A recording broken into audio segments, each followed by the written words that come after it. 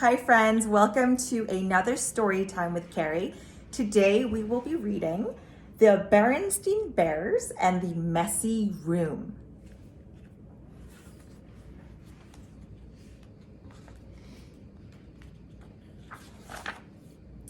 From the outside, the Bears' treehouse, which stood beside a sunny dirt road deep in Bear country, looked very neat and well kept. The flower beds sparkled with red, yellow, and blue tulips. The woodwork was freshly painted and in good repair. The grass was cut and the vegetable patch was properly weeded. Even the bird's nest that perched on one of the treehouse branches was well trimmed.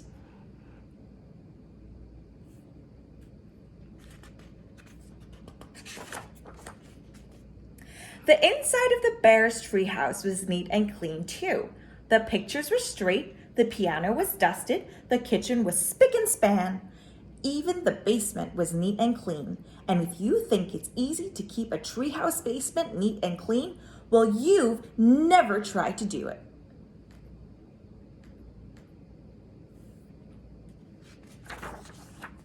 Yes, the Bears' treehouse was a lesson in neatness and cleanliness. Except for one place, Brother Bear and Sister Bear's room. It was a mess, a dust-catching, wall-to-wall, helter-skelter mess.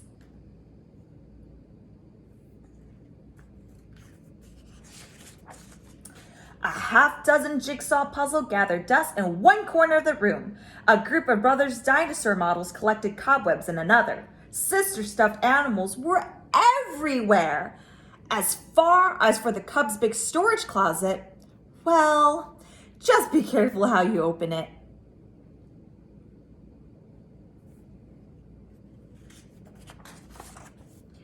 It wasn't that brother and sister were naturally messy. They tried to keep their rooms straight. They made their beds most of the time, and they swept and picked up once in a while.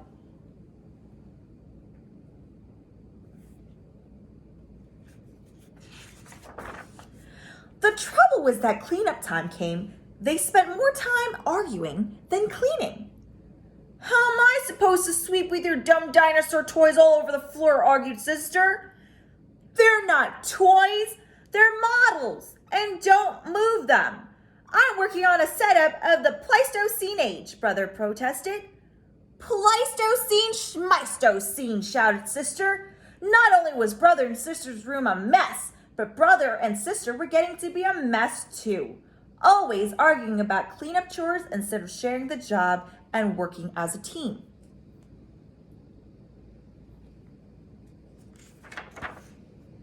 What usually happened was that while the Cubs argued about whose turn it was to do what, Mama took the broom and did the sweeping herself.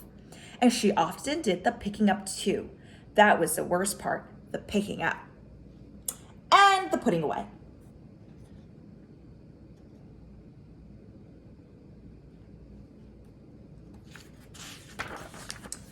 Well, the mess just seemed to build up and build up until one day. Maybe it was because Mama's back was a little stiff, or maybe it was stepping on a brother's airplane cement, or maybe she was just fed up with that messy room. But whatever it was, Mama Bear lost her temper. She stormed into the Cubs' room with a big box.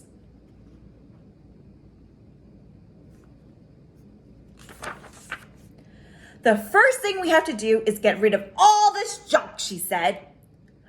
Junk, said Brother and Sister, watching in horror as Mama began to throw things into the box. My teddy isn't junk, screamed Sister. My bird's nest collection isn't junk, yelled Brother at the top of his lungs.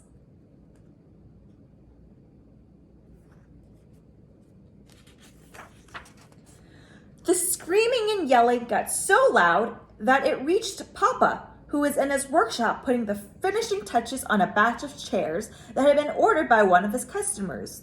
He couldn't imagine what was wrong. He hurried up the stairs and looked into the messy, noisy room. It didn't take a deep thinker to figure out what was going on.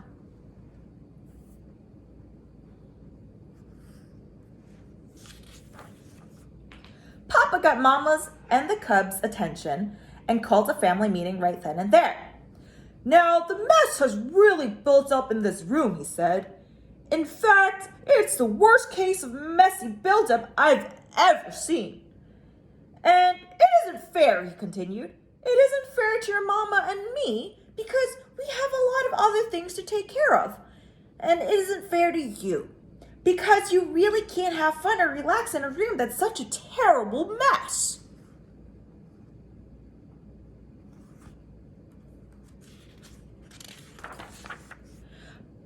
But Mama's putting all my things into the box, even my teddy, said Sister.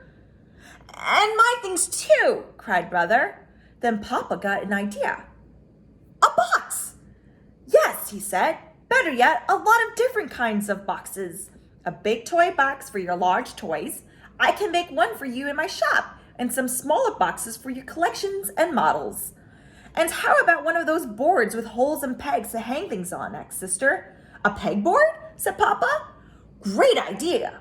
All this room needs is a little organization. A little organization and a few rules, added Mama. Rules about sweeping and less arguing and not leaving things to gather dust and cobwebs.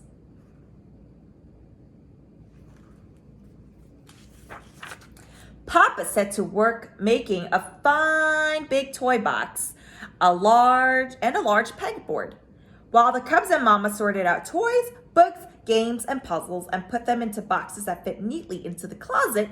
Every box was clearly labeled.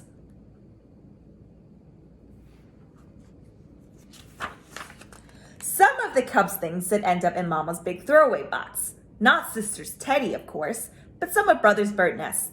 The crumbling, falling apart ones. It was a very big job cleaning up all that messy buildup, but after a lot of straightening up and putting away, the job was finally finished. Wow, said Brother, that was quite a job, but it was worth it. It looks like a whole new room, said Sister. The Cubs are right.